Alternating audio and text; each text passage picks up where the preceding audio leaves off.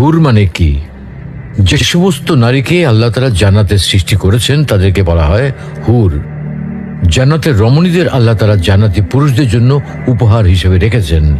আল্লাহ তাআলা তাদেরকে জান্নাত প্রাপ্ত পুরুষদের সাথে বিয়ে দেবেন, ফলে তারা স্বামী স্ত্রী হিসেবে চিরকালের জন্য জান্নাতে বসবাস করতে থাকবে। মহান আল্লাহ বলেন, كذلك وزوجناهم بحور عين। আর আমি তাদেরকে বড় চোখ বিশিষ্ট হুরদের সাথে বিয়ে দেব। জান্নাতের হুর হবে চিরকুমারী ও সমবয়সের প্রেম সোহাগিনী। জান্নাতে একজন হুর যদি দুনিয়ায় একবার দৃষ্টি দিত, তাহলে আকাশ ও জমিনের মধ্যবর্তী স্থান সুবাসে ভরে যেত। পূর্ব পশ্চিম প্রান্তকে তথা সমগ্র পৃথিবীটাকে সুসজ্জিত করে দিত।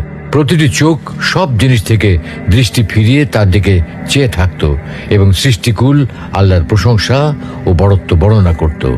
জান্নাতি পুরুষেরা যখনই তাদের দিকে তাকাবে, আনন্দে মন ভরে যাবে। যখন কথা বলবে, ছন্দময় মিষ্টি কথা দ্বারা হৃদয় ভরে দেবে। জান্নাতের রুম সমূহে যখন তারা ঘোরাফেরা করবে, তখন তাদের আলোতে রুমগুলো আলোময় হয়ে যাবে। জান্নাতের অধিবাসী নারী পুরুষগণ হবে একই বয়সের পরিপূর্ণ যুবক যুবতী। জান্নাতের হুর যখন তার স্বামীর চেহারার দিকে তাকাবে, তখন তার হাসিতে জান্নাত আলোময় হয়ে উঠবে।